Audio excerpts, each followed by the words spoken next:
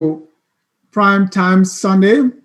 This is a special prime time edition. We're going to be discussing trending issues taking place in Mama, Liberia. My name is Dennis John, live from the Atlanta studio. Joining me, all my Everwell team, Mr. Anthony Sie. He's the host of Hour of Politics. Mr. Sie, welcome to Primetime Sunday. We also have Jimmy Eastman, a member of the team. Jimmy, welcome to Primetime Sunday. Okay, calling in from Washington, D.C. Very happy to participate. We want to welcome all our viewers from across the globe. A lot of things have been happening in our country. And tonight we thought it wise that we discuss those trending issues, and we invite you, our audience, to join in the conversation as we discuss these issues. Number one on our agenda tonight, on the menu tonight, we're going to be discussing the deaths in Monrovia. And when we're talking about the death, shocking deaths in Monrovia, we're going to be talking about that, starting with the death of the passing of our public works minister. We're going to be talking about, of course, the missing boys allegedly crashed in a canoe. We're also going to be talking about the death of a journalist in Banga, and if time permits, we're going to go back and talk about the auditors. Next on the menu, we're going to be talking about the Lone Star Air. That's the new airline that has been dedicated in Monrovia. We're also going to be discussing the leaked audio report. We'll be discussing the CPP, that's the collaborative political parties. They have called off their protest. We're going to be discussing that. And we are in the US. We have the United States elections coming on next week. What are the implications for Liberia? Who is it, Biden or President Trump, that Liberians want to win, and why? And we want to see what the implications will be on US-Liberia relationship.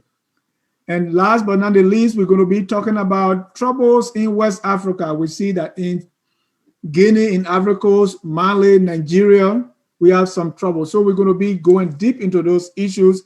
So let me start with you guys. Mr. Eastman, your opening statement regarding the trending issues in Liberia. Okay, thank you, John. It looks like we're at a crossroads, both in our native Liberia and in the region, and as well as the elections here. These elections claim to be the ones in the U.S. the most significant of our time. It is viewed that it will sway the trends going forward. Largely on the agenda is the Affordable Care Act that affords people health care. And there are also some overtones of racial injustice. And many see the current administration as part of the cause, the reason that there is such. But that is arguable. And in the West African region, we also see that people want to cling to power, the heads of states. Many of them going their third term. They've aged, they're in the 80s, and there's a lot of dissent. Yeah. So we have to examine if it's worth it. They're staying in power. Is it worth it? Do we not see Syria today? Syria today is in shambles because the president there decided that he must stay. And he didn't even have the length of time that these other ones have had. So it's going to be an interesting discussion, as we proceed, but there's a lot at stake. And it's a time for us to, take serious mental note that our actions and our decisions may affect us tremendously down the road. A lot at stake, and that's why we are here tonight to break it all down for you. Mr. Asone, your introductory statement concerning the issues at stake tonight. Then there's Jimmy Eastman put it quite correctly. Everywhere we are at a crossroad. Sometimes we take that statement so lightly. I mean, are we not at a crossroad even in America with this election where we find people develop in a very profound manner on the issues? We have seen a president who has exhibited the greatest ineptitude in our lifetime, and not only that, who holds uh, no regard for individuals, especially people who are different from him. So we are at a crossroad, and this guy came and dragged the quote unquote better reputation of America uh, in the ground to an extent that I see a different America. I was so impressed when I got here.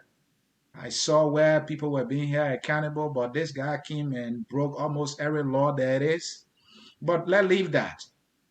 In West Africa, uh, we saw the trouble in Mali, the military intervened, and today that leader is out of power. Red Dead, our neighbors, uh, Guinea, there's a third term. The president won a third term. Africa is doing the same thing, even though the president criticized Alpha Conde when he initiated the effort for his third term.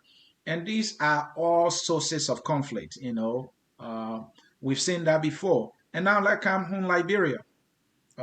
In Liberia, we have a government that is struggling, terribly struggling, and our people are paying the price for it economically. And as though the economic challenges were not punishing enough for our people, we see death all over the place. You mentioned the death of auditors. Today, we have no idea how they got killed. There has been investigation, not a single preliminary report as yet. So, Dennis, we talk about the missing boys. They were reported that they came to captured and they had died. Then another report came out and said, no, they are actually not there yet. So we are at a crossroad, and we are here to break it all down. And I mean, where should I rather be at this time? I want to be on a platform where we educate, we elevate, and promote all things Liberia. I'm happy to be here. Let's do it. Thank you, and our audience. We want to say welcome, welcome, welcome, and we want you to be part and parcel of this discussion tonight. We're starting with the death. First of all, we just heard that the Minister of Public Works, Mr. Mobutu Vlad Nyimpa, someone who I know personally, and we have some relationship. His younger brother is a friend. My brother is his friend. So especially after the death of a very dear brother, Mr. J. Nabislo, all of whom are from the same county, this came as a very, very big blow to us as friends and also to Sino County and the whole of Liberia. It started with a trouble. Some said it was stroke and something of that nature, taken to the JFK, tried to revive him and just brought him to a point where they could transport or fly him out of the country to Ghana. So there are all kinds of implications. First, starting with our healthcare system. Somebody was sick, got into JFK, that didn't do well. And we have seen a pattern of people being sick, going to JFK. My own friend and brother, Nambislo, was at JFK where he finally died. And so the death of Minister Nyimpa also speaks to the same healthcare issues in our country. And besides that, there has been a lot of rumors surrounding his his passing. First and foremost, our hearts go out to the family, and we still don't have all the details as to funeral arrangements and the rest of it. But let's start with the death of Senator or Minister Mobutu Nyimpa. First, he was Senator of Sino County. Mr. C, this is shocking. Mr. Ja, shocking is an understatement. Mr. Yimpa has been making serious effort to the best of his ability in helping to provide, leadership in this government. But the thing is, Dennis, we don't know what to believe. because there are two sides to why he died, or two stories that have been told about his death. When we first learned about any form of illness at all, it was that, he fell sick at home and was rushed to JFK Medical Center, and the details was that he has experienced a stroke, and but then people were murmuring on the side that no, actually, that which they're telling is not the truth. And even to his death, people are saying that he was being poisoned with something they call cyanide. We don't actually know the true story. And we are even yet to get the actual medical report from medical professionals, so that, you know, this rumor going around that he died of something other than the stroke that was reported to be the case for the reason for his illness, so we don't know what to believe. But sadly, Mambutu, died. And I think it's a loss to not only the people of Sano County, but to the government as well. Now, the bigger picture here is that he was flown out of Liberia when the government had just spent 150,000 United States dollars. So when are we going to keep doing this when we're not making effort on our medical centers? I don't know, Dennis, but again, it's a loss, and we have to find a way um, to cater to our people, and that's all I can say. It is a loss, and Liberia is mourning right now. Hmm. Jimmy, all of these things, there's always some form of conspiracy, some form of rumors. Yeah. Yes. Just as Anthony was saying, you can hear me? Okay. Yeah. Just as Anthony was saying, it is a loss to the nation. This was one minister who was touted as doing fairly well. But what speaks to me is that he was flown out of the country. And that means we lack facilities to adequately take care of him. And from my personal experience, for any time you go to the hospital, the first thing they have to do is diagnose what's wrong with you. And that, I have, from my personal experience, that is a problem we're having, to be able to properly diagnose what is affecting the patient so that you can make the proper remedy. And until, I think that is one of the things we have to focus on most. Can we at least determine what is wrong with a patient? And if we don't address that, that is the first thing we need to address. And the fact that we can't address it, it relieves room for this speculation. It relieves room for all the rumor mongering, and nobody dies of natural causes. But one of the primary things I'd like to ask is, what are we doing about being able to make a proper diagnosis? And subsequently, how can we address how are we addressing those common issues that exist? The minister was an elderly person. Somebody of his age usually starts to get affected by high blood pressure, by diabetes. Those are the common things when people start aging in our demographic, as Africans. So are we prepared to treat such cases generally? And if we're not, then we're going to see this occur again and again. Mm. So these are the things that we hope to see float to the top of the list when addressing national budget. How can we address those ills common to Liberia to be adequately being able to not only diagnose, but to treat? That's how I look at it. We got to step up to the plate a little bit more.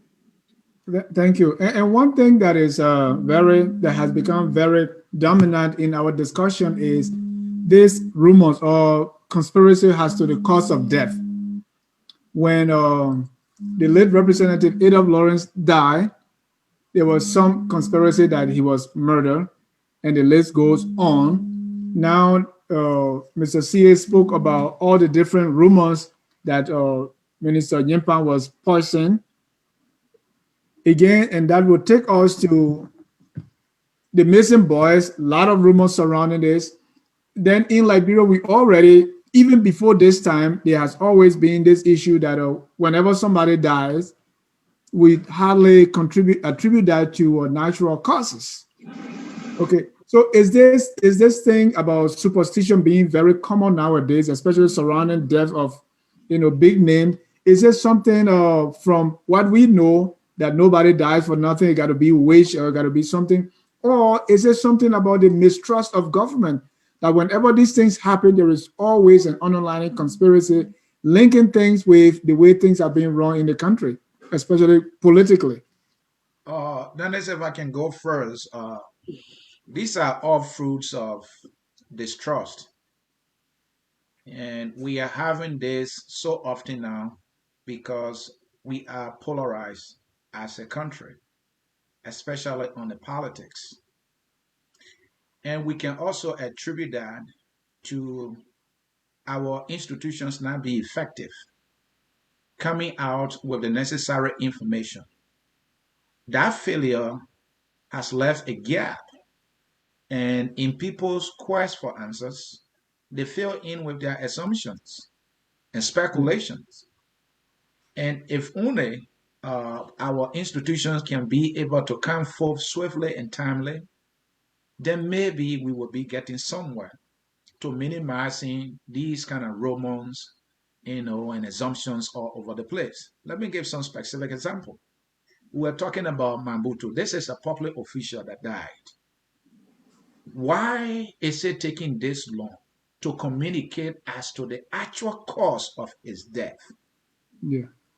What is stopping that information coming out to the public?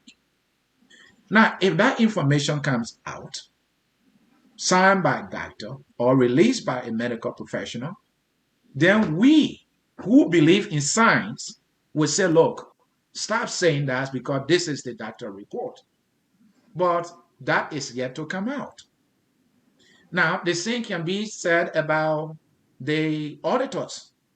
Since they died, an investigation was launched since October the 3rd. There has not been any preliminary report up to this point. What do you expect your citizen to believe if you cannot come up with the answers that they want? Mhm. You have left that room open for them to assume. You are giving the opportunity to political actors who want to score political points out of this thing to insinuate politically, make their side look good and make your side look ugly. If you do not want your side to look ugly, and if you are in charge of our institutions of governance, do your job. Bring out the information that the public needs. Then it will minimize this kind of speculation.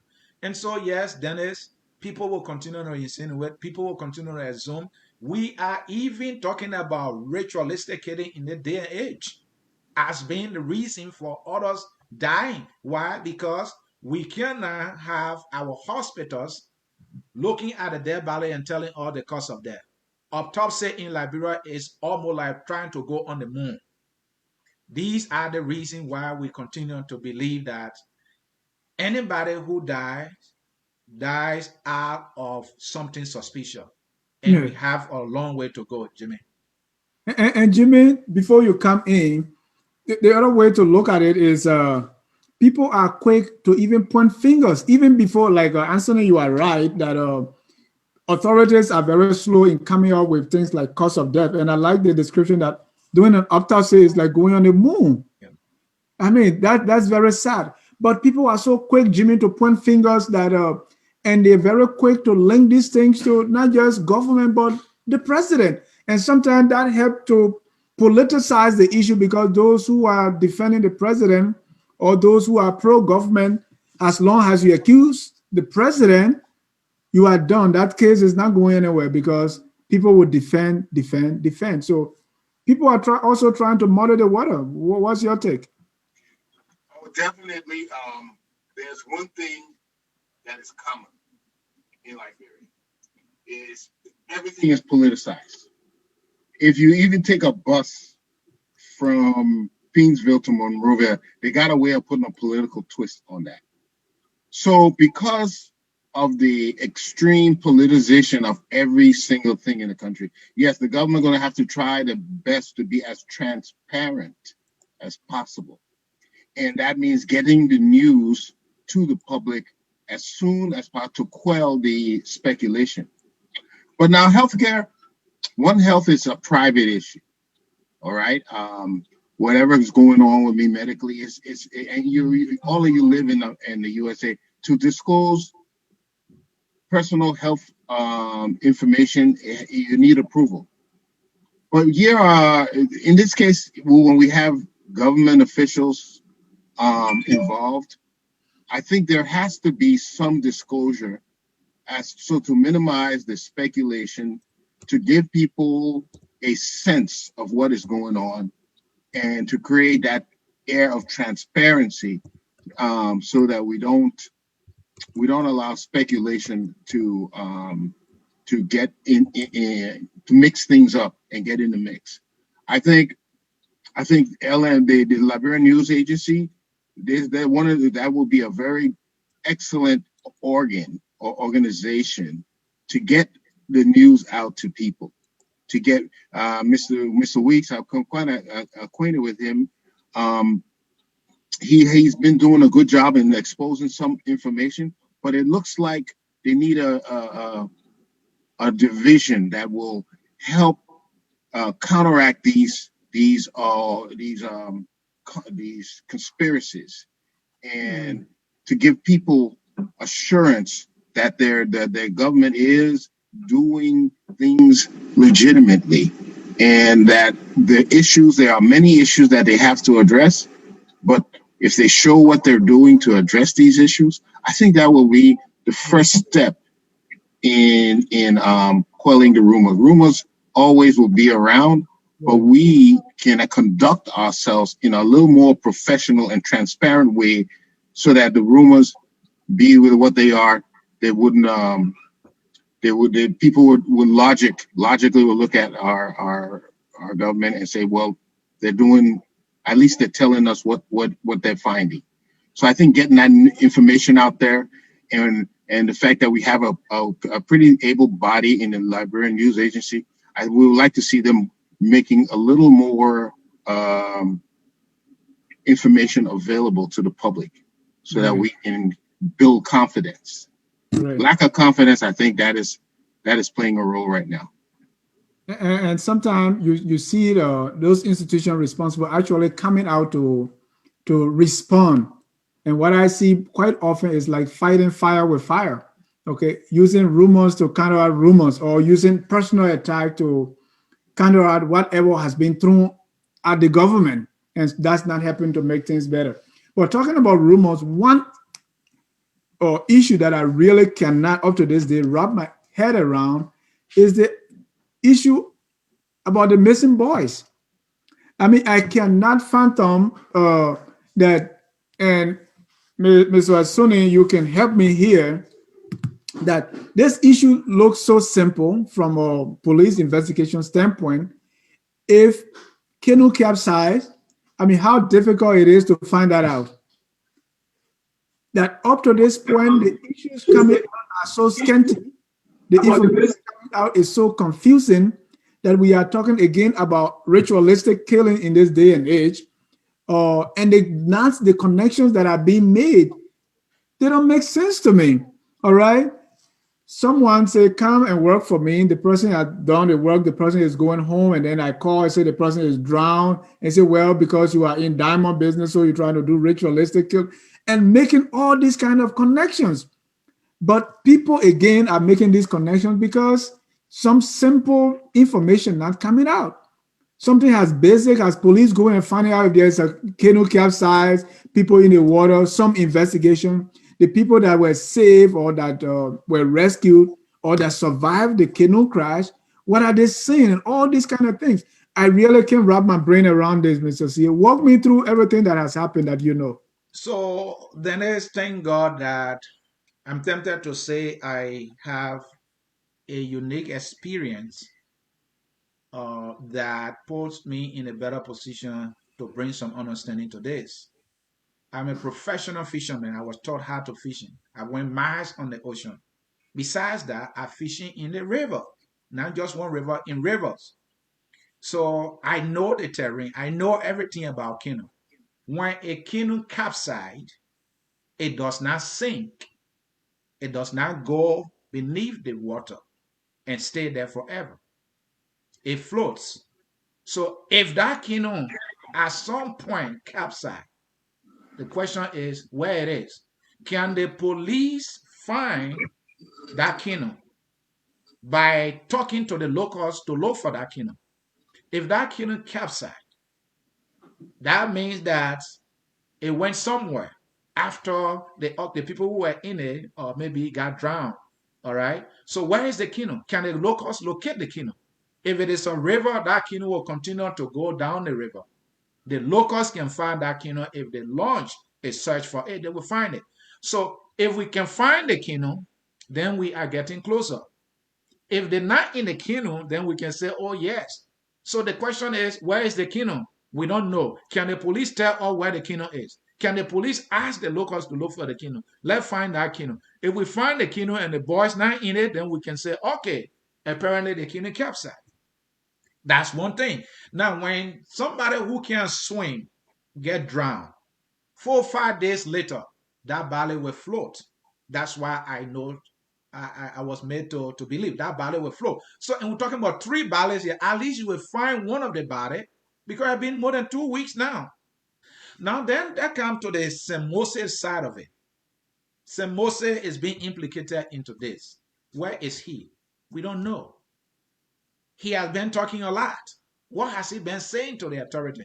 Then we found out that there was the information again that all the boys are not actually dead. We heard about, I know, Chief Zanzaka was saying Yeah. this and that should be done, and they will find a way to produce the boys. Why are they creating all this confusion?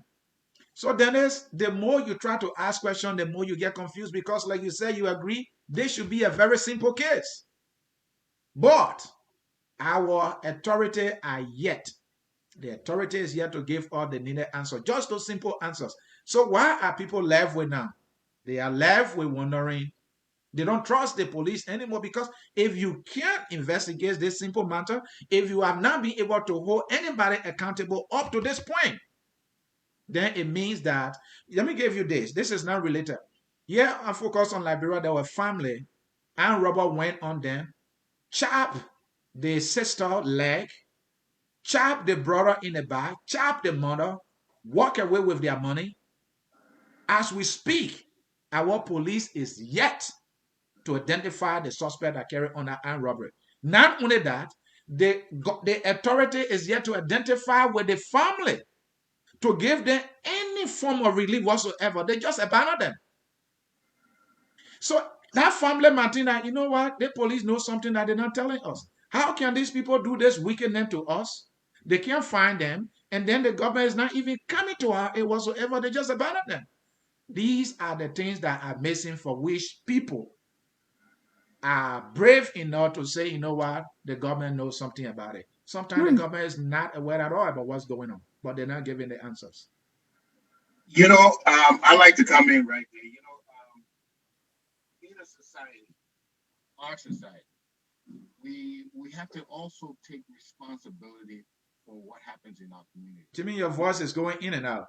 Yes. So come again. Okay. In our society, you hear me clearly now? Am I better? Keep Am I No, keep better now?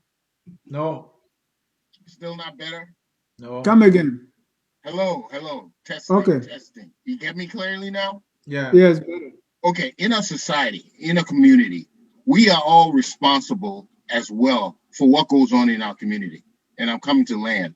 The government has its role, and we know our government has its limitations. All governments do have, but ours, especially coming from our background, it has several limitations. Mhm. There's a lot of things that the community itself will have to do to assist itself. For one of the things is the journalism. There are 5 core principles of journalism, and a lot of what goes on in Liberia is because of the sensational headlines and writings of journalists. There are five core principles of journalism, and one of them is truth and accuracy. If you don't have accurate truth, by you spinning out speculation, you just help to traumatize the public. The other core principle is independence. You do not want someone controlling your reporting and your news agencies. Okay. Then there's fairness and impartiality. We want to give each party or whatever involved a fair revelation of the facts, not being partial in any way. Then we have a humane aspect of journalism. We have to know how we are affecting other people, how we're affecting families, like speculating somebody's wife and was having an affair. That's why they were killed. You have to be humane in your journalism. And then most of all, one of the most important things is accountability. If you're going to publish an article or news and with speculation that will tarnish and negatively affect the community and people, you have to be accountable to that. I think our journalism has to be much more responsible because they are helping to stir the flames. They are helping to drive uncertainty, and then the responsible is also us. Okay, when you don't have an adequate police coverage, then we have to be our own policemen in our own communities. So as much as there is a significant role that the government has to play, we have an equal responsibility, and we have to keep this in the back of our minds, that we have an equal responsibility to protect ourselves, to protect our communities. And our journalists should not feed us garbage. They should not feed us speculation. They should be fair, they should be accurate, and they should be humane and accountable for anything they report. And that is part of our problem. I truly believe. And Jimmy, that's I like that point you stress about accountability and the role each segment of our population, our society has to play. And if each of us we're not playing that role, we have a problem. And take for instance the community, like in the case of the missing boys, the community has a big role to play.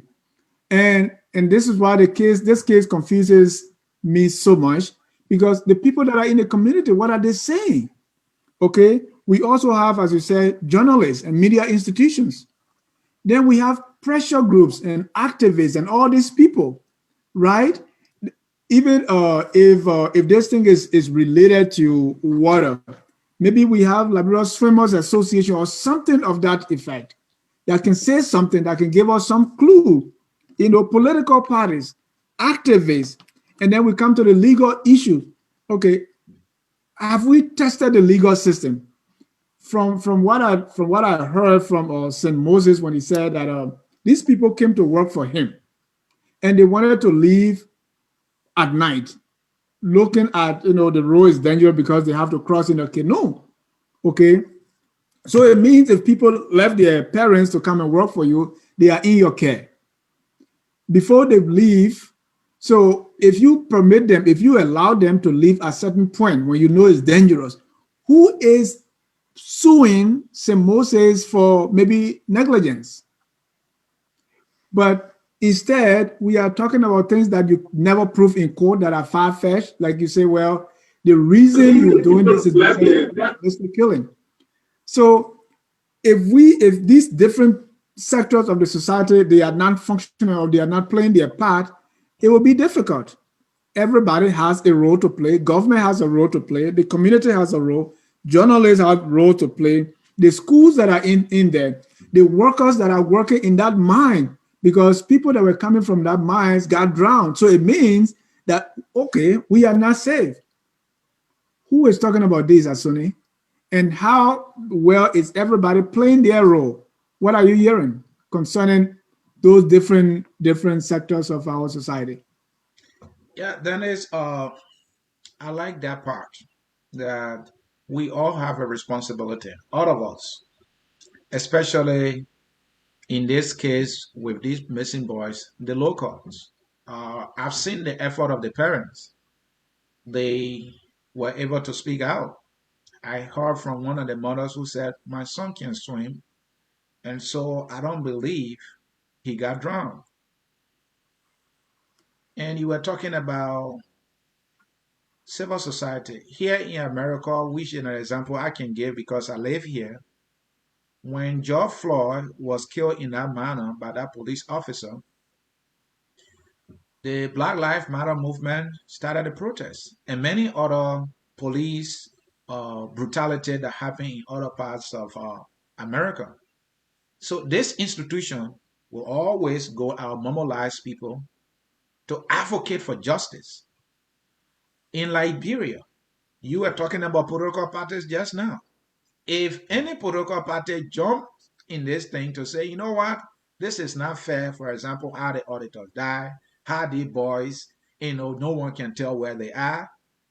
Again, you risk this crisis of, oh, parties, political parties are getting involved, they're trying to politicize the thing. But what is true is that the community that the boys are from, where are they?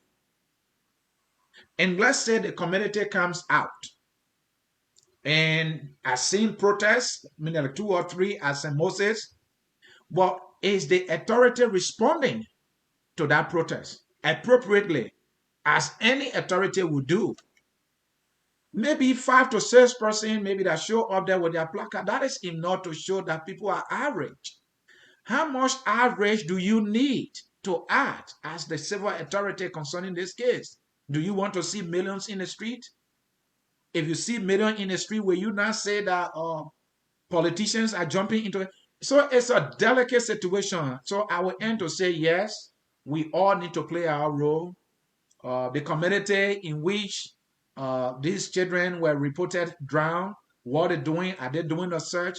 We don't know. So Dennis, we all have to play our role. The government, you said earlier, has its own limitation, but I think the government is the one to give the people the answers and also the community leaders. If everybody can play their role, maybe we'll get somewhere. Until then, we are nowhere for now. Hmm. And that leads us to other deaths that have happened. Of course, we spoke about the auditor's death before, which still we don't know. And it looked like everything is hinging on autopsy. And autopsy is not going to provide the names of killers, right? If they were actually killed, it's only going to tell the cause of death. So it looks like a bridge that is going nowhere. I don't know what you guys can see.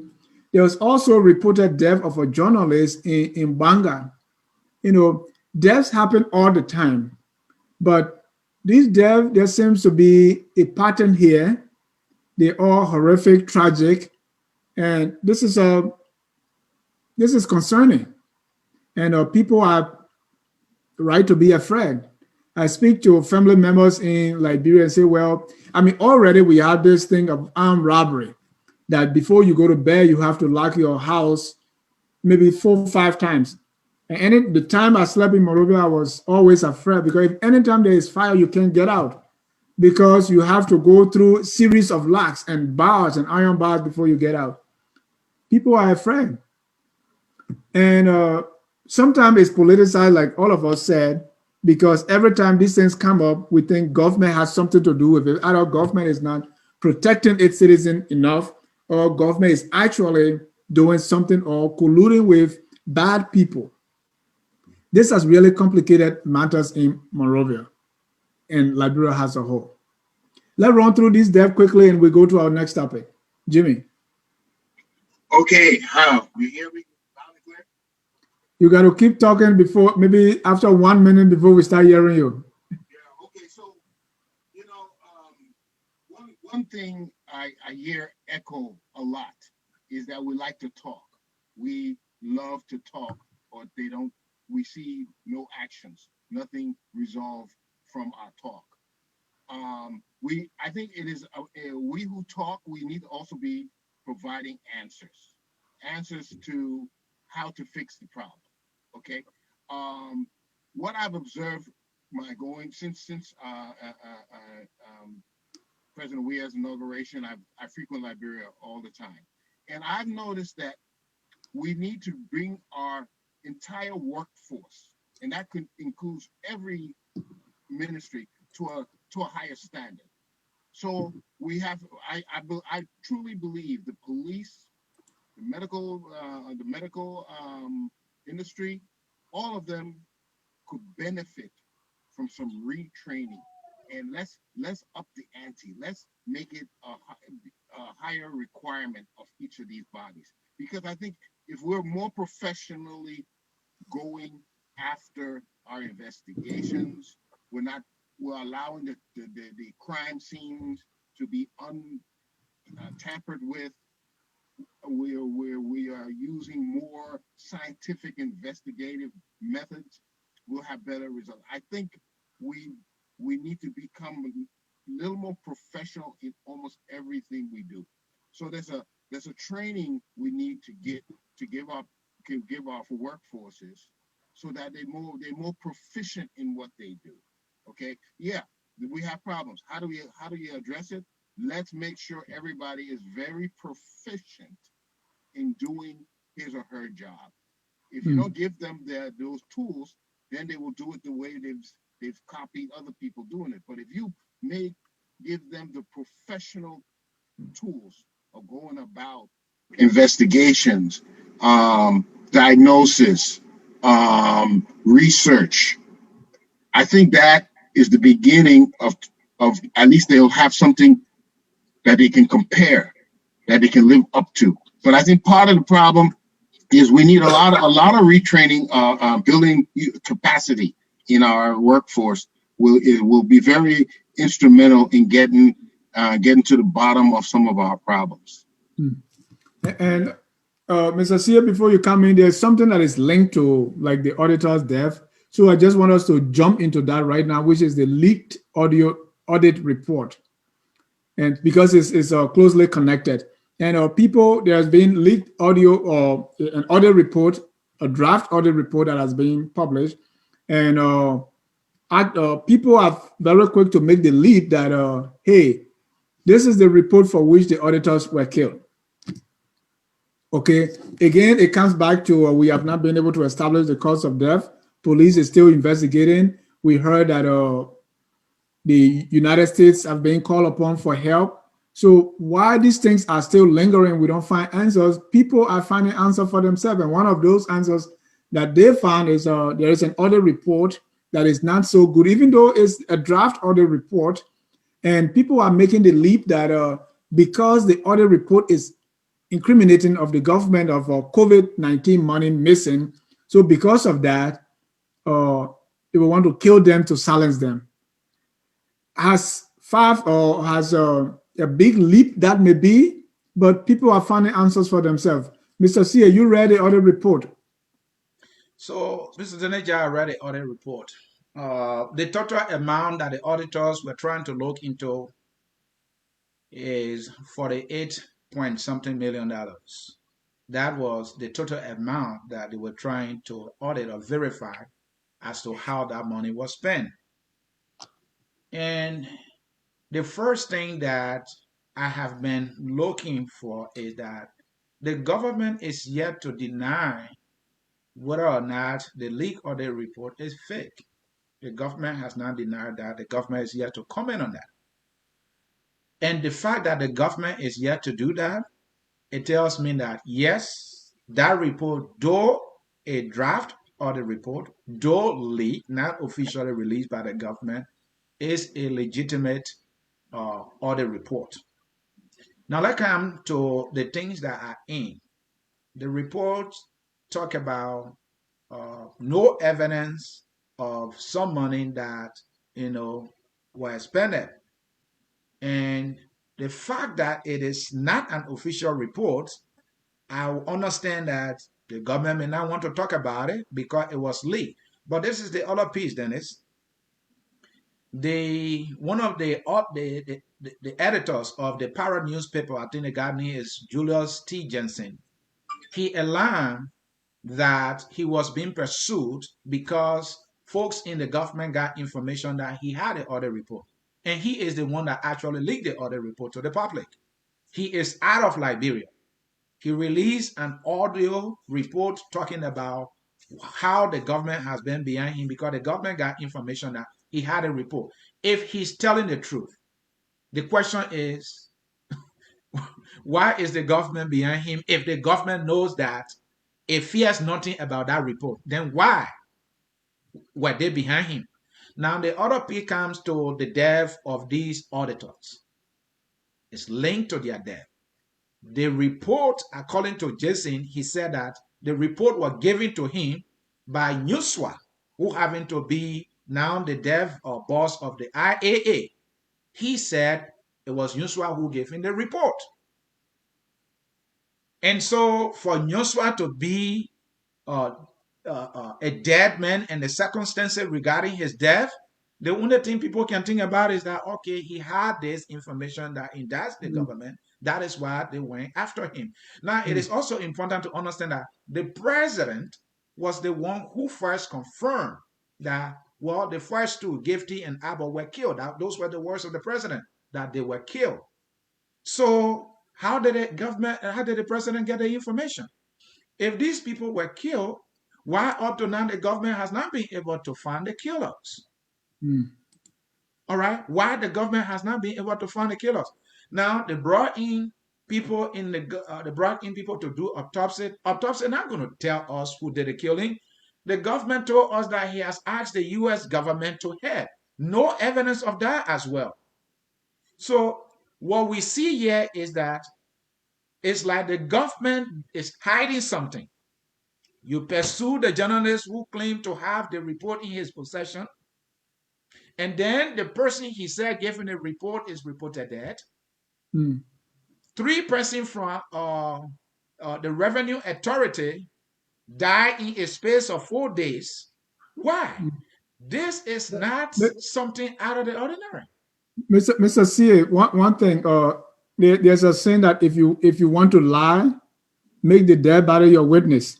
So it could be that because the late Jinswa now is no more, that's why he's trying to say, well, Jinswa gave me the report. That's a possibility. What do you think? Well, I would not kick that away, but he released this report that having to come from that institution that Jinswa was telling. Now, you can say that, well, another person might have given it to him, saying Jinswa died, and maybe the person that gave him the information who may be alive, the government would not be finding who that person is. So maybe that person is safe. So let me blame it on Nuswa. So we don't know if he's telling the truth. But what is the truth here is that, yes, that report came from the IAA. Yes, that report was looking into money money that was set aside for COVID-19. And yes, the other piece then is we can look at. As we speak, the government is yet to complete the distribution of the food. So the money was lying there for the government to distribute the rice. We have rice in Monrovia. The government has this habit of showing all the warehouses filled with rice. There's no shortage of rice in the country.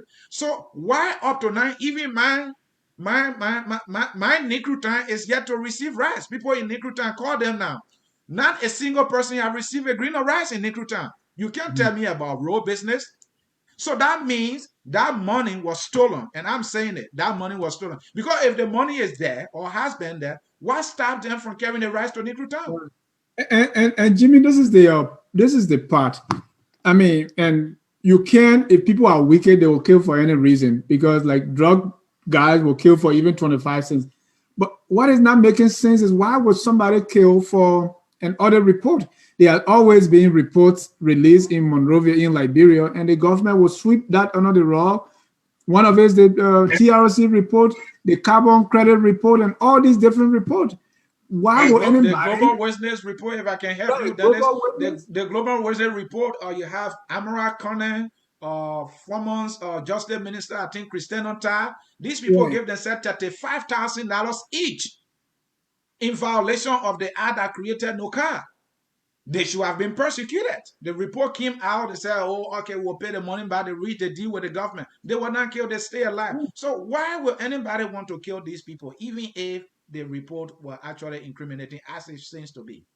And that's why the government or government surrogates are using that. Hey, you can't be serious. Who killed for audit report? If we at government have the power to trash the just as other reports, even the other report with that small loom that was headed by my friend Amos Koko.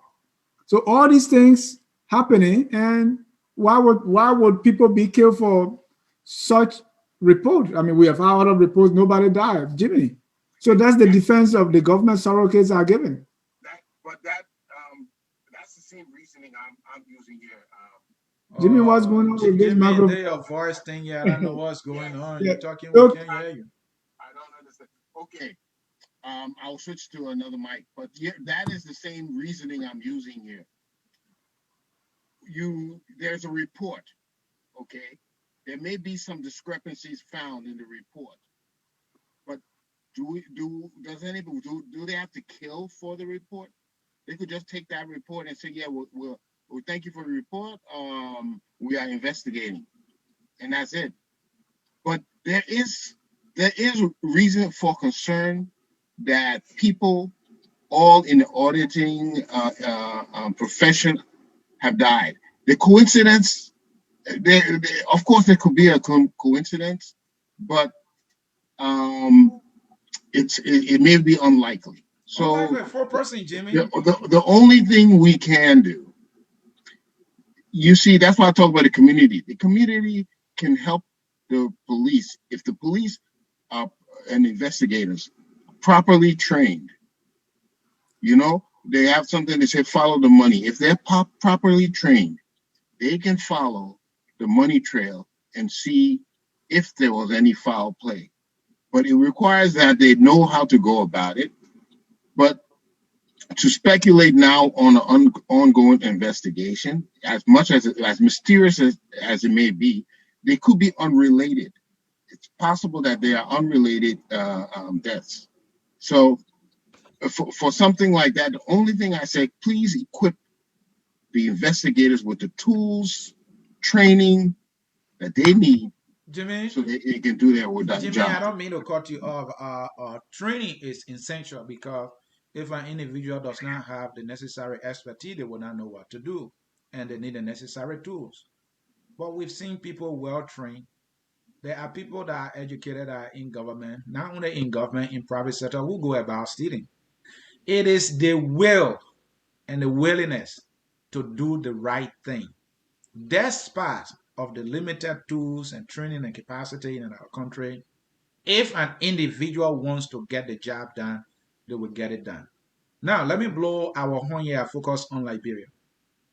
We don't have all the sophistication, but we are doing our best and we're giving our audience the best because we want to do it. So let me bring this thing. This is the pattern. At some point at the National Housing Authority, a gentleman who goes with the name Augustine, I think Augustus or Augustine Weir, he claimed that he happened to be a relative to President Weir. He was the one who alarmed about the housing deal that was ongoing about corruption there, accusing Maggie, accusing down to the president. He said he narrowly escaped out of Liberia. He explained his ordeal, how they would send him to a central prison, Saw Beach, and he was there, and he escaped. Now, that was a guy who was more like a whistleblower in a corruption scandal involving the Justice Minister, what's his name, Samuel Tuer, and he even accused the president. And he said he narrowly escaped. He had to find people to get him out of the country. What's the When he minister left of that Liberia, doing? he explained that. I'm saying this to say that there was a corruption story that he broke, and he said he was pursued. All right. Then we come to the journalist who said he had a report, and he said he was pursued. Then Wamplo, who said he had information about passport scandal, who continued to alarm that he was being pursued. Now come to the auditors who did not escape, and now they are dead. They are dead. If you look at all these things, try to connect the dots, you will be suspicious. And the fact that the government cannot establish or prosecute or tell us who did the killing up to this point, you have Mr. left C, us with the room to think that there are some players in the government who are in the know of what's happening. and Mr. C, that suspicion is very valid, but should that suspicion get us to the point of making emphatic statements? Should it get us to the point of saying for a fact Like for instance, and someone will come up and display a bottle of cyanide and say, well, this is the bottle, this is the kind of chemical that was used to kill the public works minister. These are all why allegations, or speak emphatically that they have proof that St. Moses has engaged in ritualistic killing and has in fact killed the boys that were working for him. So these why allegations, as people make them, it makes people not to really hold the government accountable, whoever is doing it. And another thing that I see is people like to make these allegations and go all the way to the president, right? If people are something is entrusted to Ansoni and that is missing, we don't want to even hold Ansoni responsible. We say, well, Ansoni is the little guy, is the president who told him to do so. And by the time we start to make those kind of claims on the president office is very powerful. People who are not even commissioned to fight on behalf of the president will come. And those are the ones that I referred to a few years ago as the presidential attack dogs. But let me read a few comments here because there are some who come here after you here, Mr. Anthony. I start with Soklote. So you assume that they are telling the truth.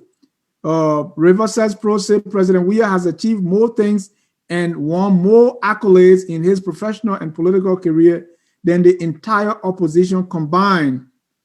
James Davis, the government ran behind Henry Costa for peaceful protest and was about to kill him. So what do you think they can kill anyone for that? Angel, this government is very heartless towards the Liberian people. Helen Brown, what are you talking about? The community came out and the police used tear gas on the people and arrested some of them. Sam Wallow, do you see what Asuni just did? They just talk about the media not engaging in wild speculation, and Asuni just declared with zero evidence the money was stolen. Angel, my good friend and family members, please, we should not forget about the 5 well-educated Liberians who are dead and the 3 missing boys at St. Moses Go Camp. We need our 3 boys back. The last comment I want to read here is Jerome Gilman. The dualities of our legal or judicial system is a major problem. Why does the government have to get permission from the country devils to travel in the interior? Jimmy. Yeah, there always will be speculation and rumors. But one comment I listened to that, okay, the police had to use tear gas to disperse the people. You notice whenever something occurs, our people, the curious, they gather around and they swarm the police.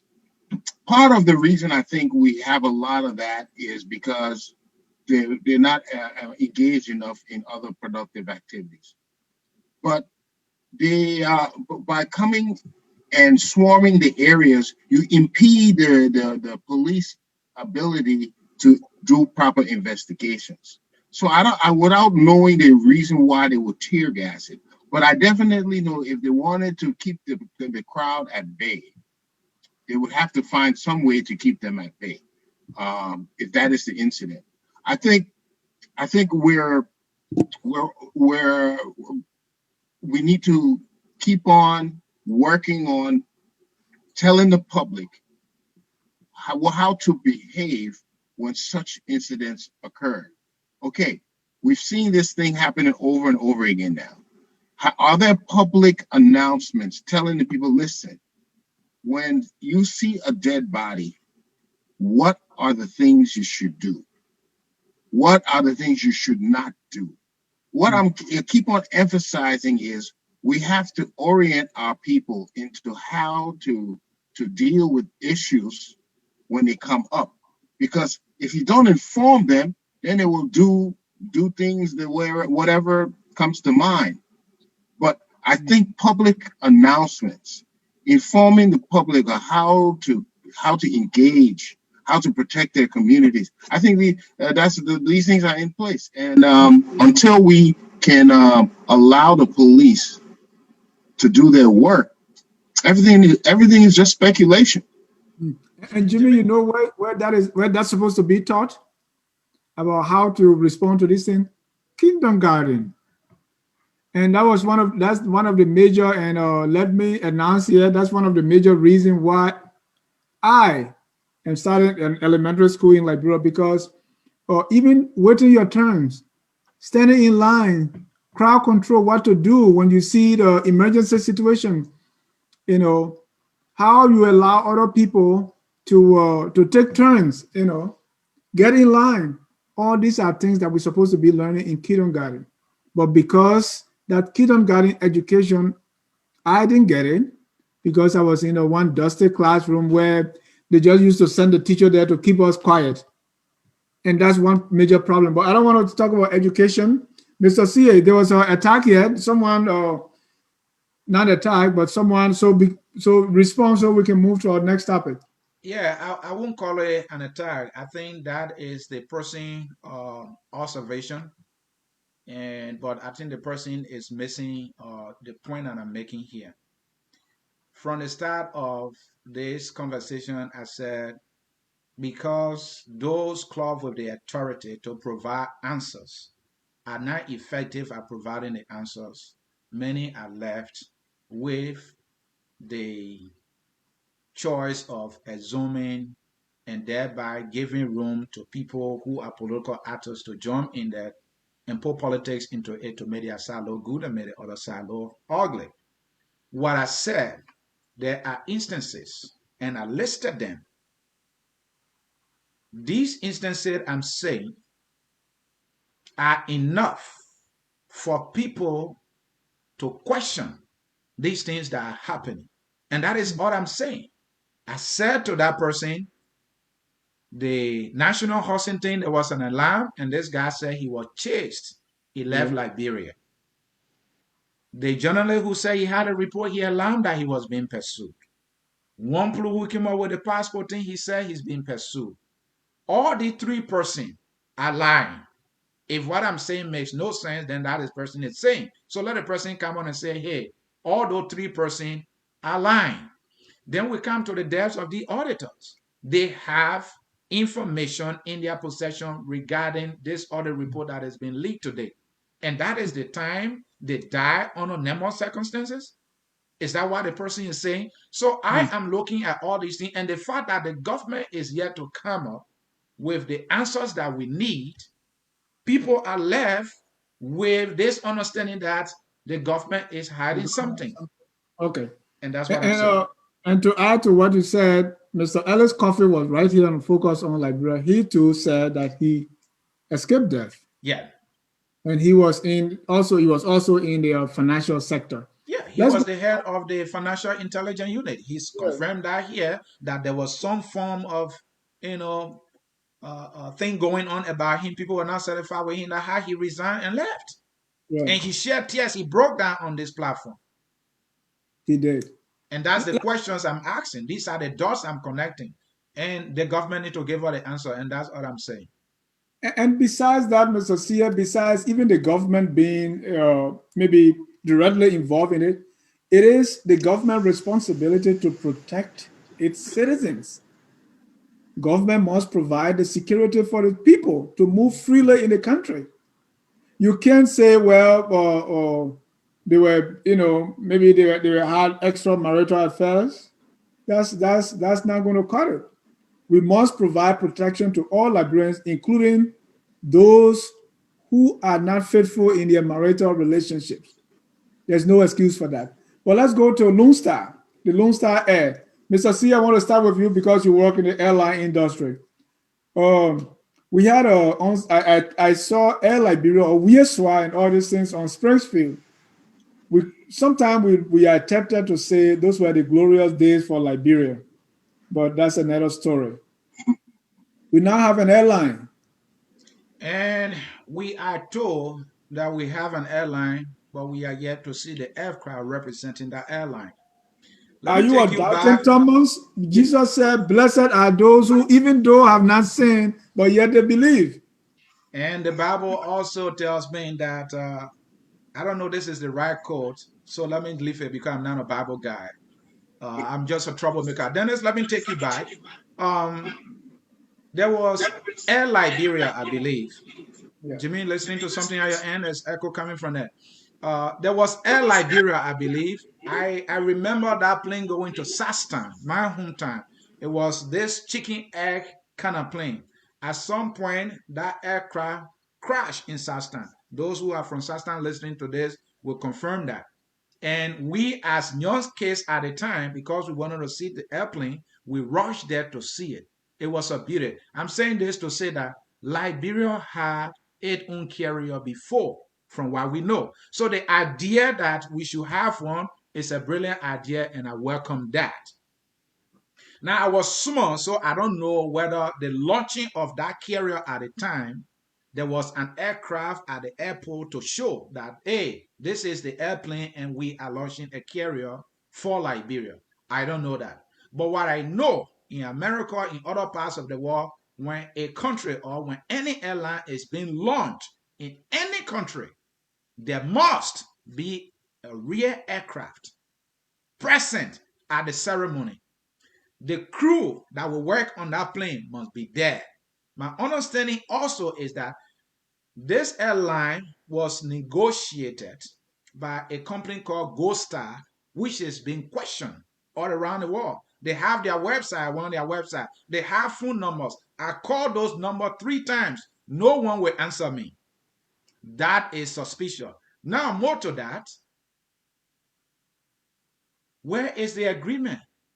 Was it debated at the national legislature? This is an airline that was launched by our president.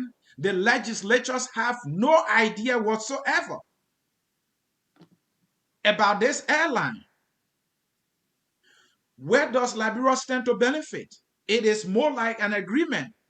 What is Liberia's contribution? What is Liberia bringing to the table? We don't know that. And at the launching, in a very disgraceful manner, we had cake on the table. Our president is cutting cake. We're talking about airline, yeah, our president is cutting cake. Then they have a toy aircraft on the table. What is the aircraft that you have in your possession for which you are launching a carrier named Lone Star Air Wings of Liberia? Where is that plane? We only see pictures of the plane on social media. Mr. Sia, before I bring Jimmy, what's disgraceful about having cake? Every time you launch it, it could be a birthday, it could be graduation, it could be something new. So it was You the have, birthday of Wings Liberia. It was the right, birthday of Lone Star, exactly. Lone Star Air. So we should have a cake with our national flag on it. And where is Yeah, the aircraft? I don't mind. We could have the cake and celebrate a right. birthday. So Dennis, this is like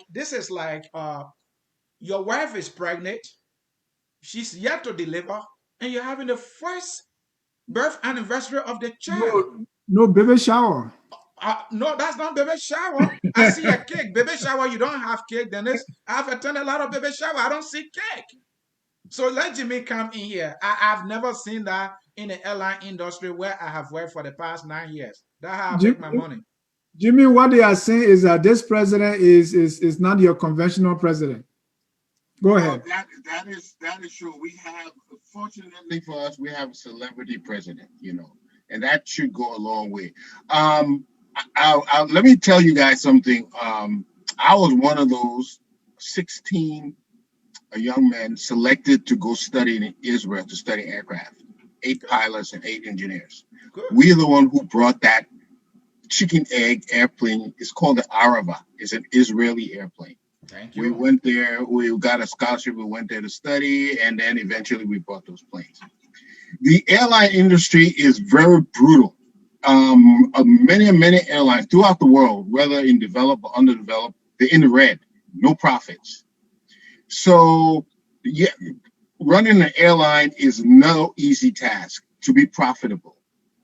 However, what does the airline bring to the benefit? What are the benefit? Right now, we have bad roads in our country, right? So getting to places like Zwedru, I know some people in Zwedru, they say they can't come because of the roads right now. They can't go to Monrovia. So by being able to fly to the counties, you kind of help open up, the way that we can get to them, other than roads. So that is one benefit of having a local airline. Now, the business side of it is something completely different because, like I said, running an airline aircraft is something that you have to consistently change the parts, whether you use the airplane or not. If that time is coming to change it, you have to change it. So it, it is a good idea, and if we're not taking our money out of our coffers to support or to finance it, and we're only going to get the royalties by them using the name Air Liberia or whatever the name is, we may be able to benefit slightly from it. But yeah, I think it's in development. We haven't seen the planes. There was one picture of a plane. It looked like a Fokker, from what I could tell. But let me give you one old story about one time we bought a plane during Dole administration. We sold first of all we sold a 737 that was you used to call it Speedy One, and they ended up buying a plane. It was a 707, and it took it to RIA Airport. That plane never flew again. That plane were later on scrapped the plane. We went to scrap it. So there are some people in this airline industry in Liberia I don't trust very much because I'm witnessed what they did. Okay, we bought a plane that we never used. Why did we buy such a plane? You can buy any kind of junk plane, but people won't fly it because it has to be flight worthy. So yeah, I think if you got the wrong people involved, the wrong things can happen. But I think it's still at the early stage. Maybe that's why we haven't seen a plane. We're still at the very early stage, and if it's only going to connect our counties, if people are going to be able to get to Monroe, get to Zwedru, and get back to Monroe, or go to Harper easier, I can see the benefit of that. But I wouldn't nationally. No, I wouldn't invest in the airline business. It's very difficult, very challenging. And Jimmy, we are at a point that airlines are being locked down. There are people working with air industry. They are not working now because they've been furloughed because there's no money. There's COVID-19. Why would our government invest in airline at this time? I mean, and sometimes, most of the time, when the government even engages in these projects, I wonder if there's any analysis done at all as to the return on investment. What is it that the government is looking at? One area that people have really been calling on the government to invest, looking at our bad roads, is railroads, which maybe we have not tried. Okay, even if you have that plane, the one Anthony called chicken egg plane, how many people can it take to Sabastown or to Dudwakan or to Feasible? How many can get in that plane? Let's look at the cost. Since we have the water already, maybe we can try transportation by sea. But plane at this time, when all these planes are not even flying, assuming let's conclude on the plane issue and then we move let's on. conclude on the end. Give me at least 2 or 3 minutes. Let me put some things down here. So to operate, then Jimmy said it right. The airline industry is brutal. It's a tough terrain because there's too much money into it. And to operate an aircraft in just an hour, to run an aircraft, you're spending somewhere around $8,000. 1 hour. Just 1 hour. And the aircraft picture that going around that our friends want us to celebrate just in the name of Liberia having an airline. That aircraft, to my best guess, is that aircraft was built 1985 or 1980. I'll put it at 1980. That's my best guess. That is 40 years. And the lifeline of an aircraft is about 30 years. By the time I reach 30 years, they put it aside. Whether it's running smoothly, according to US standards, they have to put it aside. Above 30 years, no, they don't. You don't want to fly.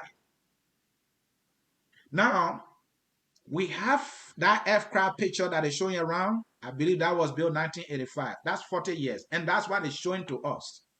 And that kind of plane, then they say it will be going from Liberia to Ouagadougou to Senegal. They have about 5 spots that will be 5 places will be fine, and Liberia will be the hub. Dennis, I doubt that that plane is safe. If that's the plane that we are relying on to have a carrier in our name, then that is not it. The government is not making the wise decision here. Here's the Mm. thing, Dennis. Let me close quickly.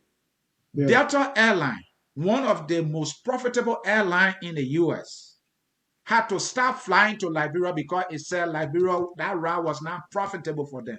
Even here in the US, you pass through the airports where you see thousands of people flying every day, even before COVID-19. So airline, like my own airline staff, where we used to fly from here to go to Miami, we had to cut it off because we said the route was not profitable enough. This is an aircraft that carry about 144 persons, all right, but we were only carrying around 100%, and the airline said we were not making much money, so they got to call it off. How many persons will be flying on that plane? And we're talking about a new airline that has no history in the industry. I'm not saying it can be done, but I'm saying it must be done right. And with that kind of plane that I see right there, that is a death trap. And that's why people don't let me know say they call me opposition. I'm advocating or telling you about the right thing for our country. We want the best and not anything. Thank you. And there's a question here. First, because I was saying that we are investing in plane at a time, planes are not flying. Riverside Pro said that doesn't mean people won't fly plane anymore. I mean, this is about timing. You know, if you're in business, you want to do things at the right time. Alexander Yala, the country's economy is not nationally efficient. I doubt that ordinary folks can afford to travel by air from county to county. Um, so that's it on Jim Davis said that aircraft is a 757 display. Angel, many Liberians want to come back home to visit their loved ones. We cannot come home right now because every day and night people are getting killed in Liberia. Why? Let's go to and our time is fast spent. I'm afraid we may not exhaust all the items that are on the menu, but let's go to the CPP. There was a protest plan, and people that love protests very excited. The CPP called off the protest and said, well, the things we wanted, we have most of them already, so there's no point. They've been Uh, criticized here and there for that. Jimmy, you go first. Yeah. Okay, Jimmy, what you need to be doing, just keep talking or even sing a song after 1 minute before you start. Then at that time, we'll be able to get you. Zero in. Okay. All right. Let me sing a song. So, with the protest, election season is on. That is definitely not the time you want to start protests. I'm glad that they changed their mind. I think the focus should now be on getting people to the poll, supporting your candidate, emphasizing the benefit to people of electing the candidate. That's what I see now. I, to me, all of us will appreciate a true democracy. What do I mean? I mean, if everybody is of one party, and nobody is that is the true weak party all over again. So say one, so say all. Sometimes when you have opposing ideas, you can benefit from that because they help to keep you in check. One, they bring different ideas. Two, and if you're going to have a truly democratic society, you have to have different points of views. So I think it's healthy, but for it, our political debates and our political contests should not be looked as war, like we're fighting war. We're not fighting each other. Just because I have a different political opinion than you, that doesn't make me an enemy of state. It doesn't make me somebody who wants to do harm. and doesn't make me somebody who don't believe in defending the Constitution. We all have a civic duty to defend the Constitution, but I think we have to allow for each and every person to make their own political decision. You know, there's a wise saying. They say, if you and I think the same, we do everything the same, then there's no need for one of us, because you need to bring something unique to the table. You need to offer something different. And I just like to caution and suggest, yes, it's good to have different ideas, different people on board, because that the nation will benefit, from that. And having everybody in a one party state, that is almost like socialism, or like communism, or like you. That is not what you want. You want different ideas. Okay, so yes, it's good that we have different parties, and we should encourage it. I don't think it should be discouraged. I don't think violence should be used, but let's keep in mind again the orientation of the public. It is not a war. It is not a. It's not even a match, a football match. It is an idea. Say this person will bring this to the table, and they will achieve this. This person wants to do this, and you have to make a decision. But we are still defending the same country, defending the same constitution. We are still one in purpose, and that is to build Liberia. I think that has to that's the only thing I've seen missing. That people are looked at as enemies, and we should not have that circulating in our midst. Okay. Mr. Sunni, you support the protest being called off, or you thought that was a weak position? Well, I will give my analysis based on what I know.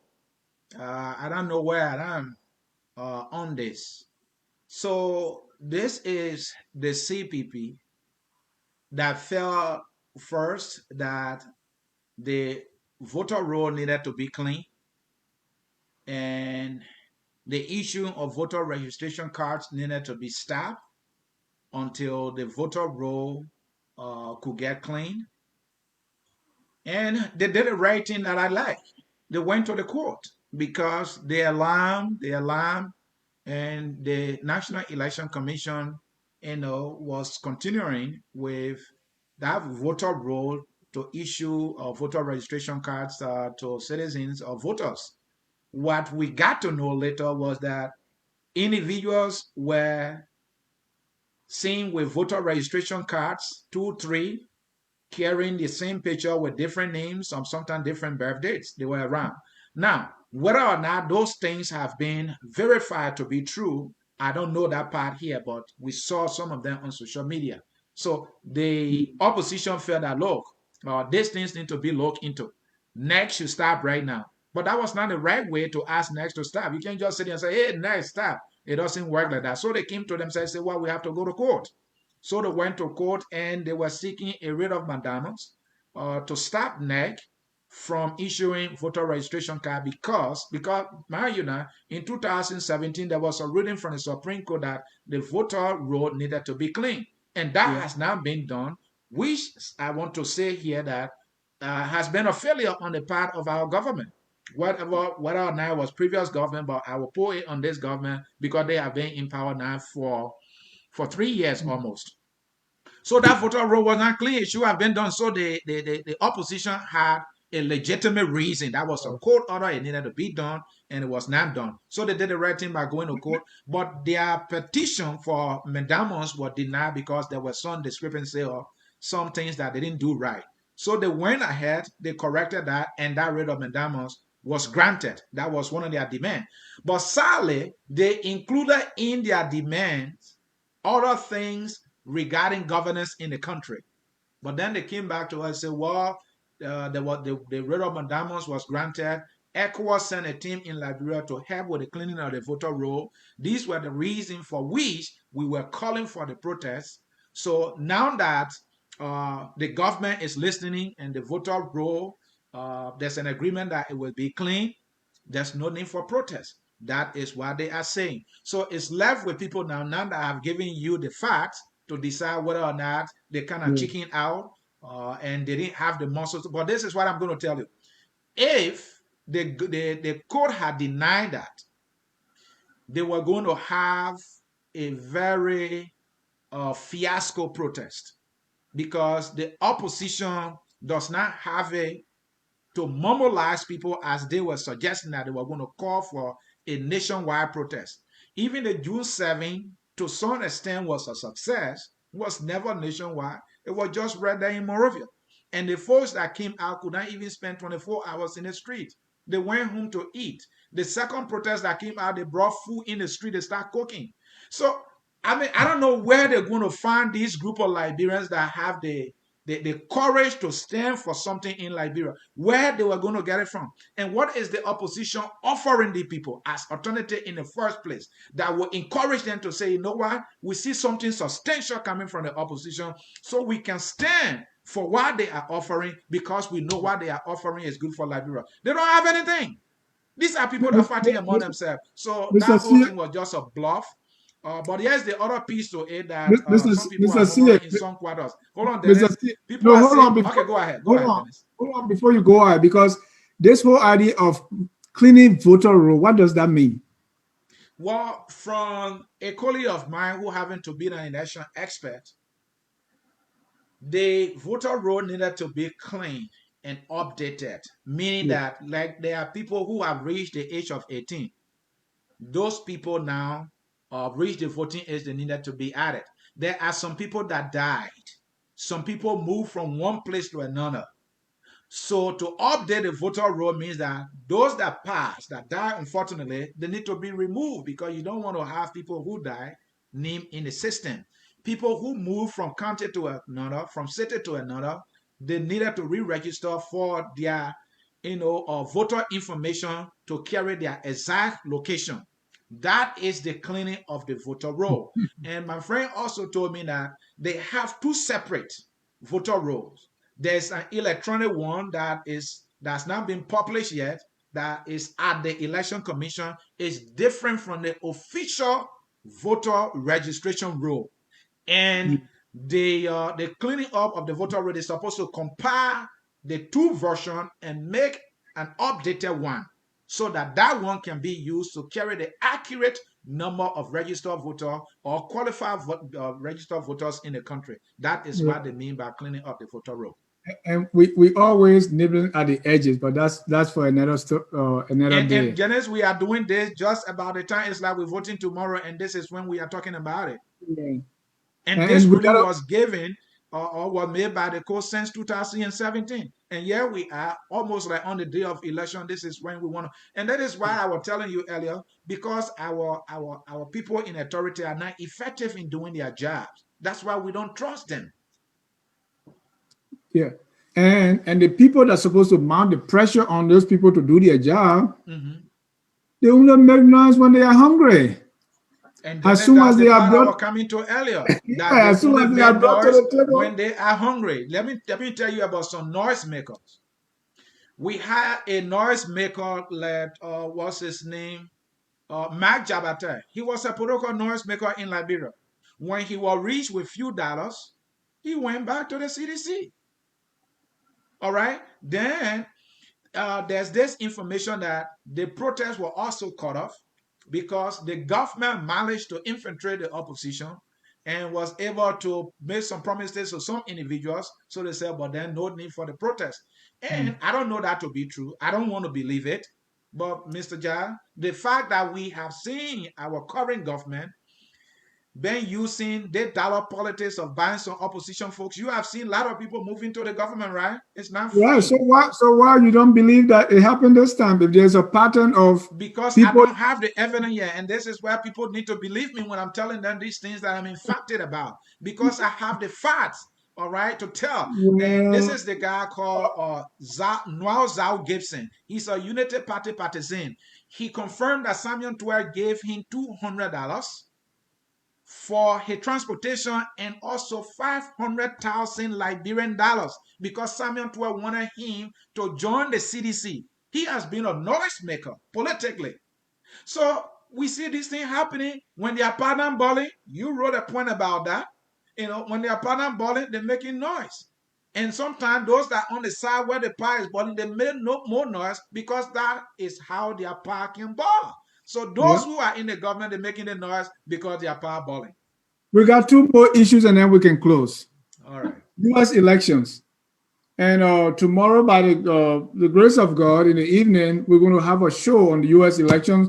If you are supporting the Republican Party or the Democratic Party, please drop us a line, and you want to take part in the analysis, in the debate, in the prediction of who you think going to win the elections tomorrow. But briefly, Liberians in the United States are either Republican or Democrat. We see that many on the Democratic side. What will an U.S. election, a win for Joe Biden means for Liberia, a win for Donald Trump means for Liberia, U.S.-Liberian relationship, and how is it going to impact the things that Liberians do care about? Let's just take 2 minutes on that, and we move to our last issue, which is West Africa. Jimmy. Okay, I just kind of mumbled it. Okay, I hope you can hear me loud and clear. You're good. That's an excellent question, Dennis.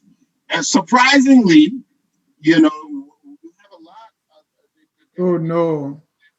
Jimmy, your voice gone. Oh man, let me just sing a little bit. And is it back yet? No, No. not yet. Not yet. No. Okay. I don't know why it goes out, but here we go again. I'm trying to. Dennis, why Jimmy is making adjustment? Let me jump in there with this U.S. election. First of all, I You got want two to minutes.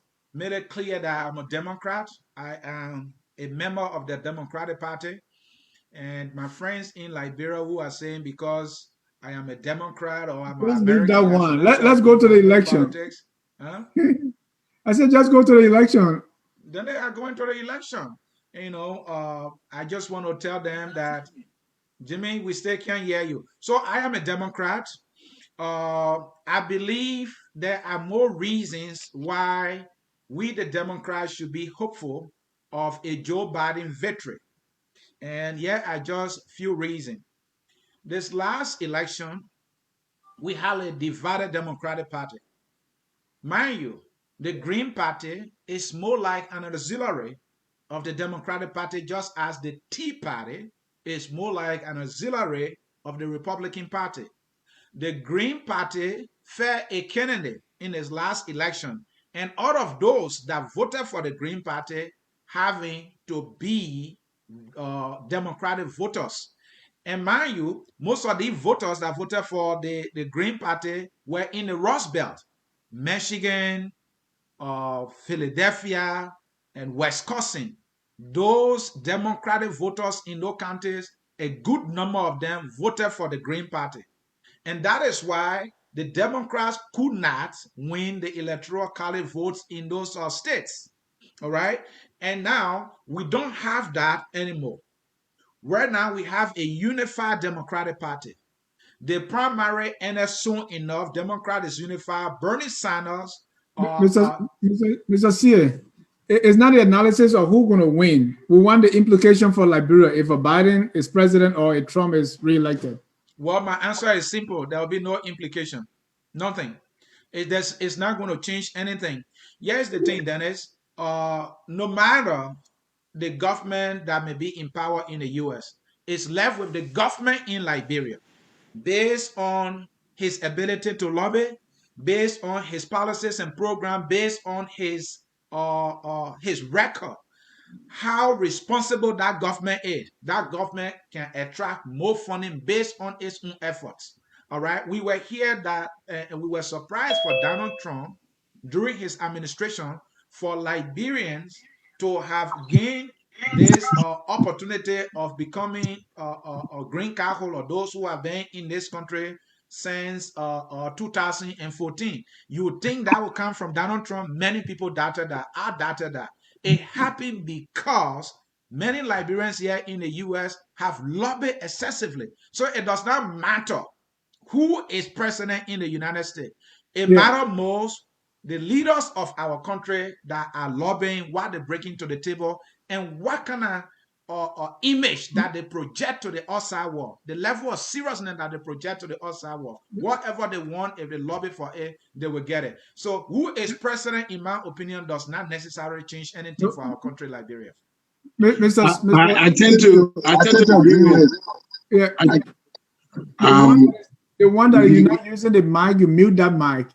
Okay. You mute the one that was given the trouble before. Okay. So, How are you hear me now? yeah. Okay. So I tend to disagree with Anthony on this one point.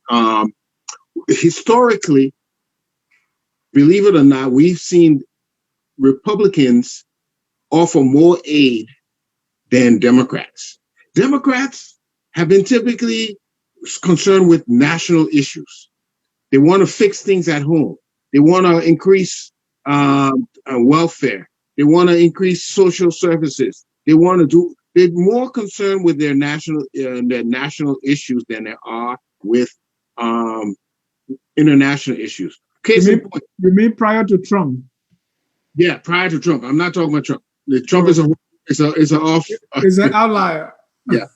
Look at George Bush, for instance. George Bush was dancing in Liberia. Can you imagine? He was there. He gave all kinds of support to the Ellen administration. All right. Okay. If you go back further, with the Jimmy Carter issue and Talbot, a lot of people attribute that the Talbot's demise to Jimmy Carter. Again, that was a Democratic government. So that contradicts what you just said, that a Democrat concerned about inside, but you were saying Jimmy Carter was part of the assassination of President Trump. It was only because of national interest. They wanted to have a foothold in Africa, and they weren't playing ball. But popularly, the black vote is in the Democratic Party. They figure that they will get better justice, better equality, better opportunities with the Democratic Party. However, in this current election, there's been a new surge among the young blacks. A lot of young blacks see it. You know what? The Democrats, they just take it for granted.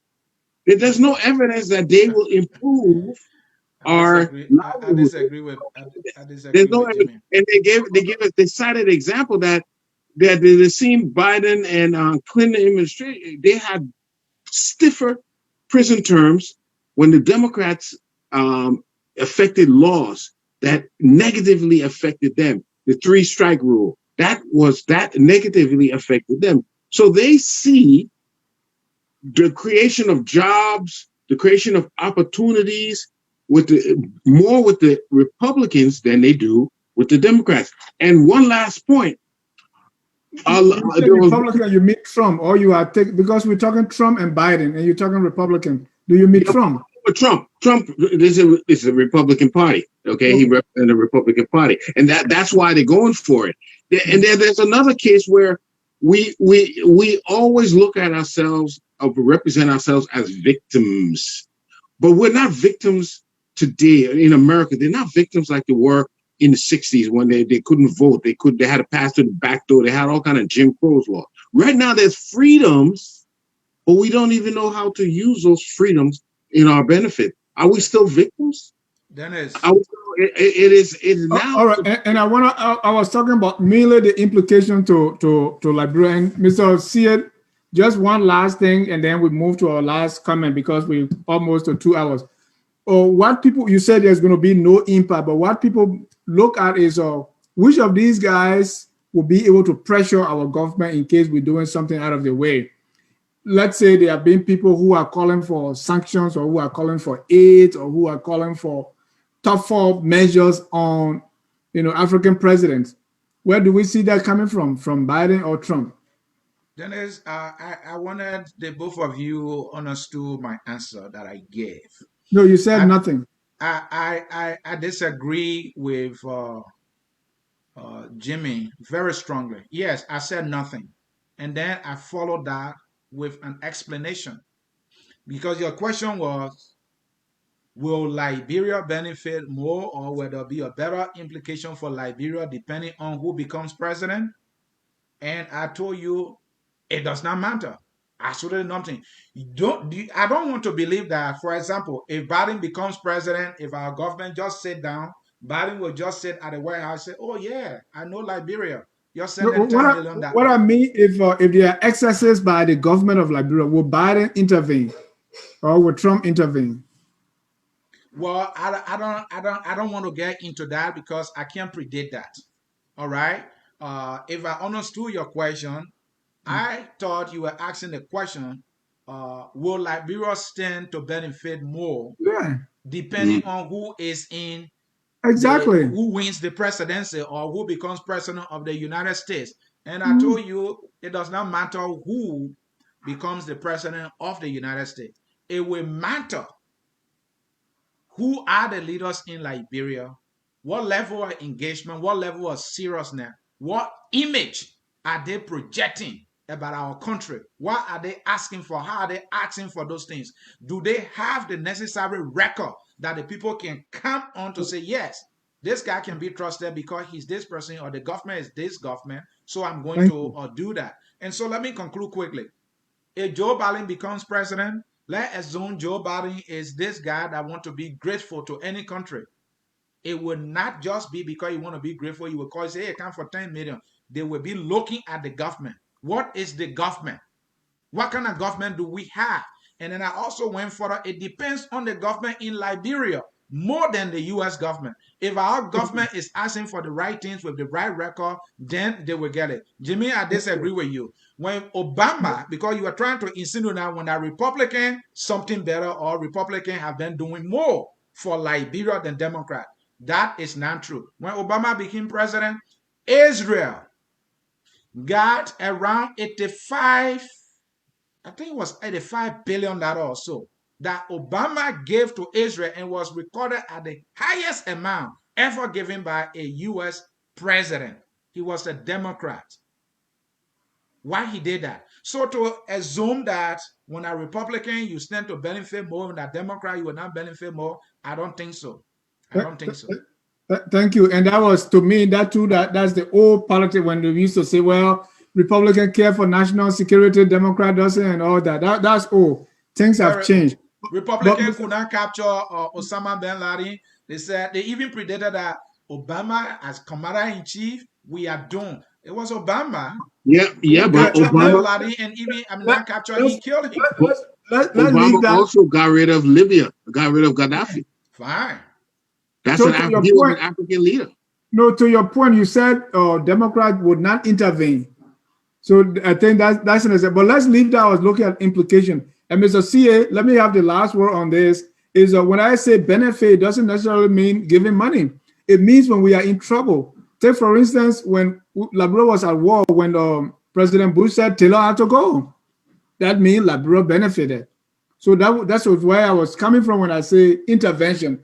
In case we are in crisis or we're in trouble, who will be able to intervene? But let's go to our last point for the night, and I want us to discuss this in just 6 minutes, meaning each of us have 2 minutes. Trouble in West Africa. Elections in both Guinea and Cote d'Ivoire, both presidents, Ouattara is 78. The other guy is also in his early 80s. They are going for third terms, and there's trouble. Right now in Ivory Coast, there are people fleeing across the border to Liberia because of it. They are burning the ballot boxes. Elections in Guinea, yes, they have won. Conte have won, but still there are some trouble. Then when we come to Mali, there was a coup d'etat in Mali. AU sanctioned. They said, we don't want to see that. But now they have reversed their decision. The Mali coup d'etat is gaining ground. Those guys are being recognized now because they are kind of slowly returning to civilian rule. And so that's what's happening. In Nigeria, the protest is just ongoing. What I want us to discuss is what's the implication to Liberia with the protests in Nigeria? Would there be some copycat? Okay, we have been doing our protest for less than 24 hours, but look at Nigeria. I think we need to try that. Now with coup makers in Mali now getting recognition like legitimate country, does that scare other West African presidents that, hey, if these coup makers can make some changes and now they are recognized, what our stake look like? So let's talk briefly about those things for the next 6 minutes. All Let me right, start. Dennis. Jimmy, can we hear you? Yeah, you can hear me, All right? right, you go first. Yeah. Okay. I think we have something clinically wrong, Dennis. Why are presidents manipulating the Constitution to extend their tenure? I think that is a crucial point. Um, why does it? You haven't done something in 6 years or whatever the tenure or 12 years.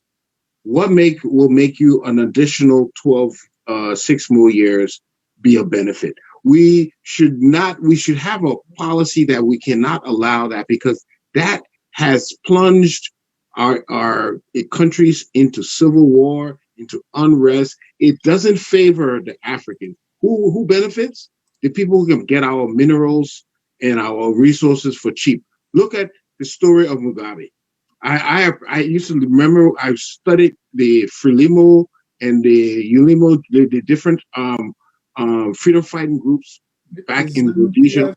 a long time ago. We were studying it, and then he was a leader, but the old man was there for 40 years. He didn't do, and what more that he had to stay there?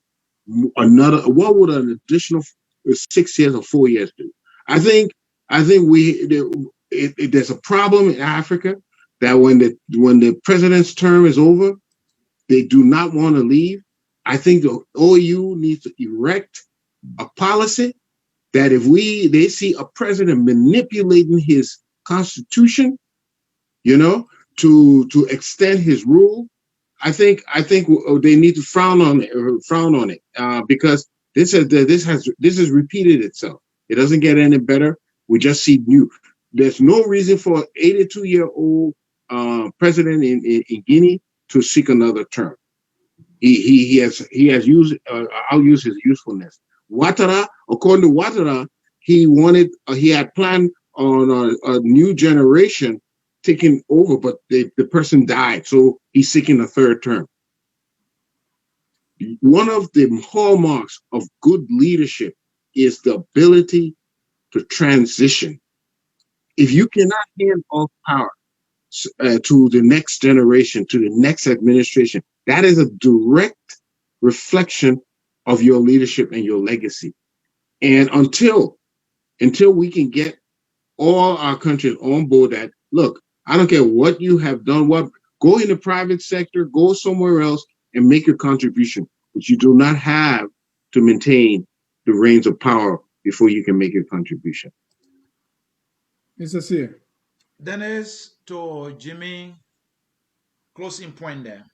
The solution to African leaders after their second term changing the constitution to go for third term is a simple solution. Simple but difficult.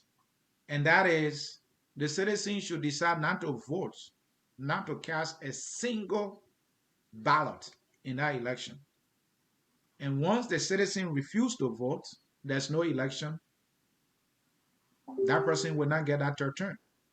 Is it possible? Yes, it is possible. But it is possible for the people to do it. I believe that is impossible because the president or that president has his own followers or supporters, his political party. If the Yeah. other people stay home, they go and vote.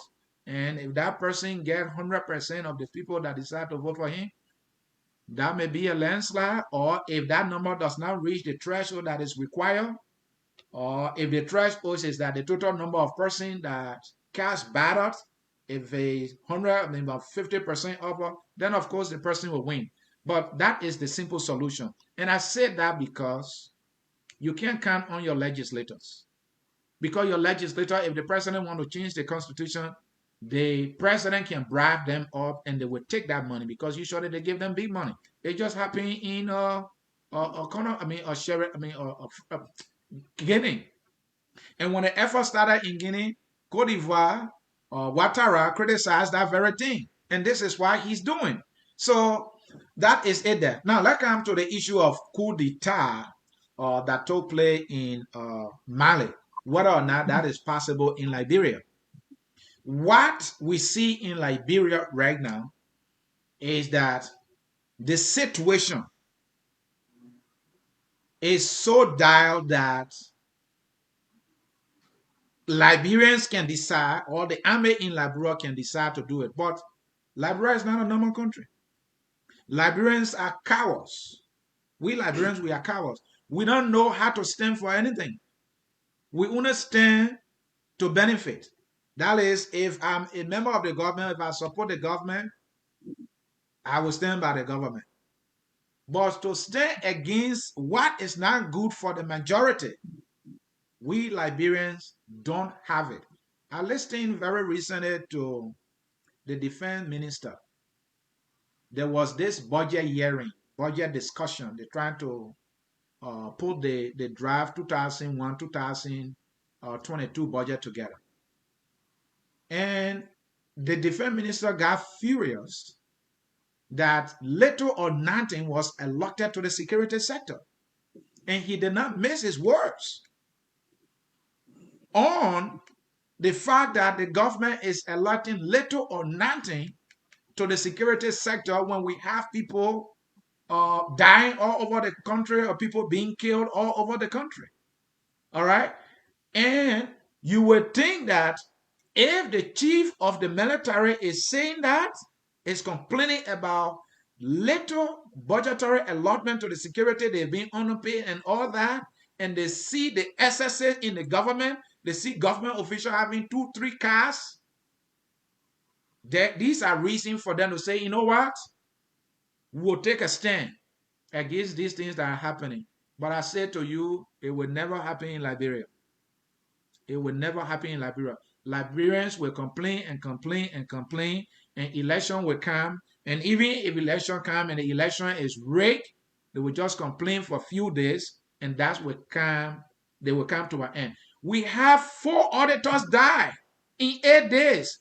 It is normal. We have 3 boys missing in the country. It is normal. We are all murmuring. Who should it happen to before Liberians stand? In Nigeria, the incident you're talking about, just 1 person got killed. Nigerians protested for almost 18 days, not only in Nigeria, but also in London for days. We can't do that in Liberia. Liberians have never protested for 24 hours. Never. Never. So it's not going to happen in Liberia. We'll cry until maybe Monday there's a free and fair election and maybe somebody else win, and then that person comes to power, and then that person start doing the same thing over and over again, and we'll start complaining again. Liberia is not a normal country. We Liberians, we don't stand up for anything, and I'm sorry to report this bad news. On that note, we're going to be concluding our broadcast for the night. Thank you, gentlemen, so very much for your participation. As I said, tomorrow we're going to be talking about the U.S. elections. We're going to be making analysis and making predictions. We are calling all the Trump supporters and all the Biden supporters. Drop us a line if you want to be a panelist. Please do not hesitate to let us know. Let me get your concluding statement for 30 seconds each, and we're going to be ending this. Let me start with Mr. Asuni. He always want to have the last word, but not tonight. Tonight, I'm not getting my usual last word. That is okay. We want to say a very big thank you to folks who follow us here at Focus on Liberia. Our goal here is always to educate, to analyze the issue, and to promote all things Liberia. If you're looking for where people are yelling and using all kinds of languages against others, you will not find that here. We'll analyze the issue, we'll ask the hard question, and that is why they always sometimes call me opposition. But sometimes then they come and say, look, this guy's a government person. You will never figure it out. And the simple answer is because I'm the guy who is no position. So I throw punches here and there, and I ask the tough questions. Thank you for watching. Don't forget to always like our Facebook page. That's the only thing we want from you. And also our YouTube channel. Go and subscribe. Go to Focus on Liberia on YouTube. You will find us, brother. Thank you for always keeping us here to do what we do. Bye-bye. That's the voice of the political bulldog, Mr. Asuni Sia, host of the Hour of Politics. Jimmy. Yeah, they have a saying, knowledge is power. And that is where, and that to me, that is the only thing that will redeem us from our situation. by equipping our people with knowledge and most especially critical thinking, and that is the ability to evaluate knowledge and compare and contrast to know the right path you should take. It is crucial for our development. And if the only way of doing that is to get to the people through public service announcement, through different ways, telling them this is the way to you do things, this is the way to think, this is the way to evaluate, so that they will be armed to make better decisions. I think even when in democracy, they said an informed population is required for a democracy. If our people are not informed, we cannot have a proper democracy. So looking forward, I just wish as we go forward, our people are given the opportunity to get exposed to make the decisions. Once they have that information, they will make good decisions. Thank you, Jimmy. And Dennis, before you close, let me report this quickly. It won't take a minute. We asked our viewers this question: how are we doing with our broadcast? 2% voted poor, 8% voted okay, 11% voted us as doing good, and 13% voted that we are doing excellent. So far, Dennis, only 2% said we're doing poor, and the total of this is 24 plus 8. 24 plus 8, that is what, 36? Jimmy, you know the math, or that 32. So about 32% saying we're doing great. So that is a good number. Thank you guys for voting. And always keep your feedback coming. We at Focus on Liberia, we strive to educate, to elevate and promote all things Liberia. As Sonny said, if you want the entertainment, if you want the yelling and the hollering, you can go somewhere else. But if you want all the fluff and the cut off and you get to the meat, you have it right here at Focus on Liberia. Most diversified. We cover all the issues, being it entertainment, economic, social issue, political issues, religious, cultural, historical, you name it all. It's happening only right here at Focus on Liberia. We want to say thank you so much for watching. Join us tomorrow, same time, for political analysis on the U.S. elections. Please go out, register, and vote. And until then, we're going to always leave you with this song that says, "We are all Liberians." Keep safe, good night, and God bless you. Thank you for watching. We are Liberians.